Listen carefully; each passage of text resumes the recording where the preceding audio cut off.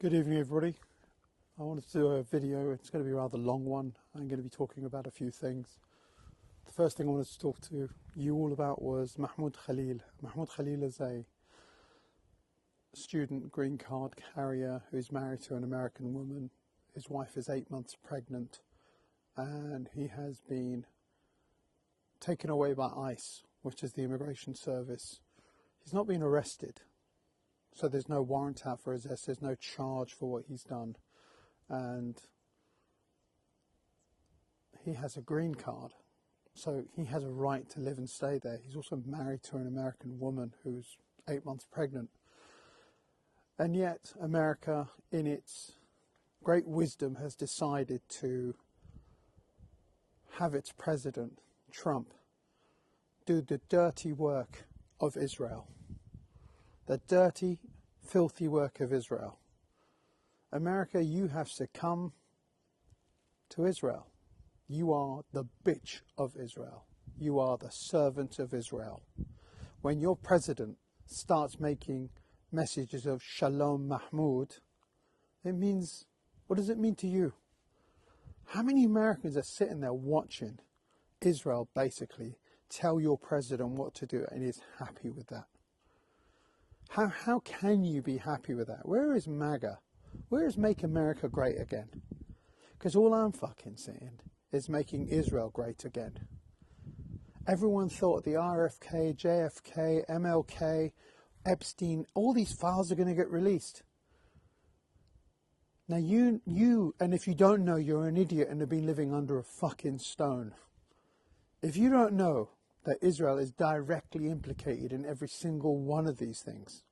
Yeah, I don't know about MLK, but I know that RFK 100% CIA Israeli operation, because they couldn't take a chance with Bobby being the same as his brother, winning the election, becoming president, and giving it to Israel, because he had an axe to grind, because he knew it was the Israelis that killed his brother.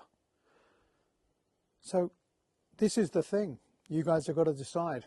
Are you going to sit there and be Israel's bitch for the rest of your lives? Or are you going to turn around and say to Donald Trump, we voted you in, but we didn't vote you in to be the bitch of Israel?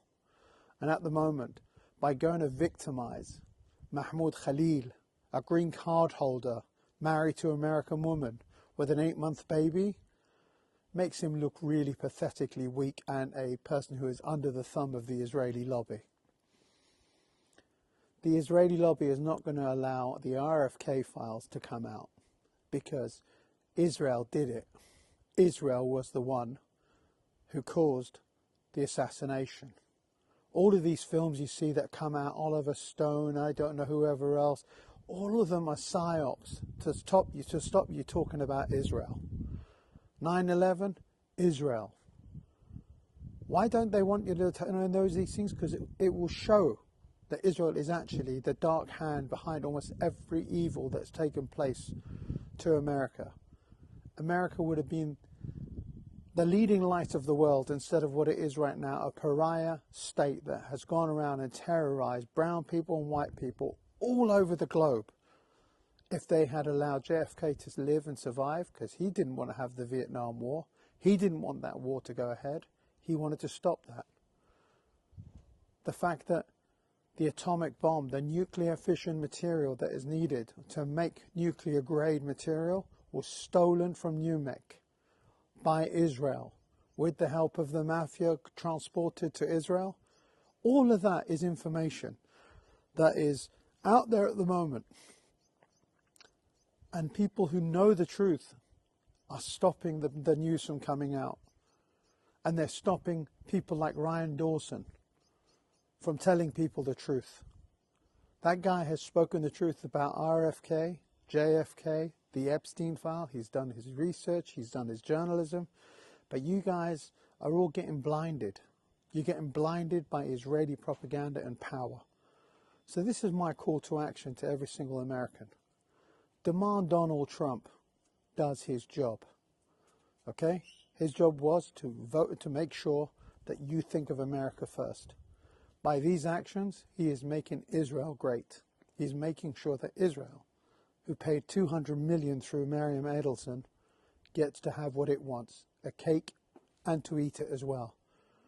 Right now, Gaza is in a ceasefire, but they have had 5 days of no water, no gas, no electricity, no diesel, no medication. They've stopped everything from going in. They're doing nothing. They're allowing the genocide to continue. So,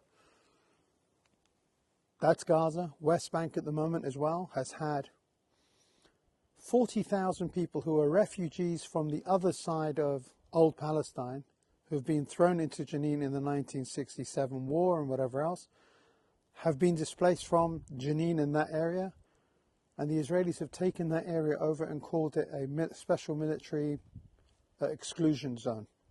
No Palestinians are allowed. Not a single person is talking about that in Western media. They're using tanks right now. Tanks are being used in live fire against vehicles in the West Bank. In what planet Earth is it acceptable to use tanks on vehicles? It's not like those vehicles have got, like, you know, shoulder weaponry or people with firearms. They're just civilians who are getting shot at by tanks. And the last thing I want to talk about tonight is Syria. This message goes out to Dili Hussein, to all you 5 pillars people. You are nothing but terrorists. You are terrorists. You have supported people that are killing children in Syria. The pictures are all there. The videos are all there. They're killing children. Why would you kill children? To date, to now, to this moment, I have not seen Dili Hussein or any of his HTS fanboys and girls condemn what's happening to the children of Syria. Okay? Not one of you has apologized for supporting a group that's killing children. Reality is that you guys have supported something which is an operation to help make sure that Israel gets away with what it's doing.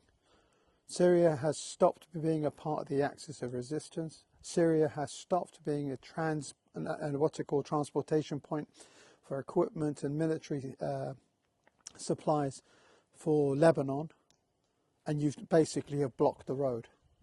And you've done it in the name of, we have to kill the Shia.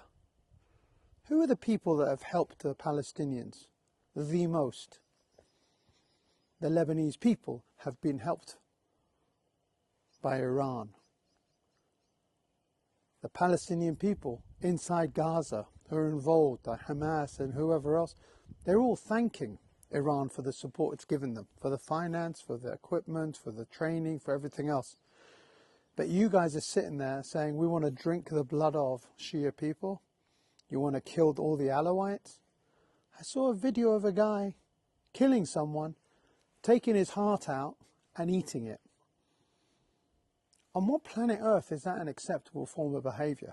How is that possible that you can be on the same side as someone that does that kind of sick, degenerate fucking shit? How do you think it's possible for anyone to have any fucking respect for people who do these things and then you guys are fucking cheerleading them?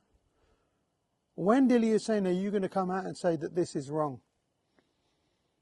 Are you getting paid for this shit? Is this how you sell your soul to the fucking devil, by working for MI6, MI5, to the fucking deep state? What is it that you have with these people? I don't understand it. And then you're not alone, by the way. There's loads of you who have supported this fucking atrocities that are happening. And you're still cheerleading it. And you know what the best part is? I know that a lot of people are getting paid for this shit. Because there's always these little bot accounts with like 10 followers, 50 followers that have just been created that come along and start cheerleading for you, Dili Hussein, and cheerleading for all these HTS things. Because none of them are fucking human beings. Because if they were, they'd have rahim.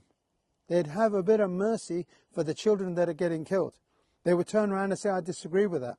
But the reality is all of these people in Syria today are there to serve a purpose. And that purpose is to make sure to try and isolate Lebanon, isolate Iraq, isolate them from each other. It's not going to work. It's not going to work, guys. all of you in Syria soon enough are going to realize the fact that the people of Syria, the ones in Damascus, who are not religious, who are not part of your, coalition of the willing from every Islamic place in the world that have come in to murder Syrians, are going to get tired of your shit. And when they do, they're going to throw you all out. The sooner the better, because at the end of the day, ISIS and Al-Qaeda, which is what you guys are never going to change from the head choppers that you are. Not in a million years. I don't think you're ever going to change. You're not Muslims. It's not a religious element to it. It's a terrorist thing that you're doing, and you are all fucking terrorists. Nothing but terrorists. Anyway, I don't wish you any good. I wish you would all fucking open your eyes up, wake the fuck up and realise that for every child that dies in Syria, it's the same as Gaza. There's no difference because those are innocents. They don't deserve to be murdered and killed. But I don't think you see it that way. You see it as one less Shia or one less Alawite.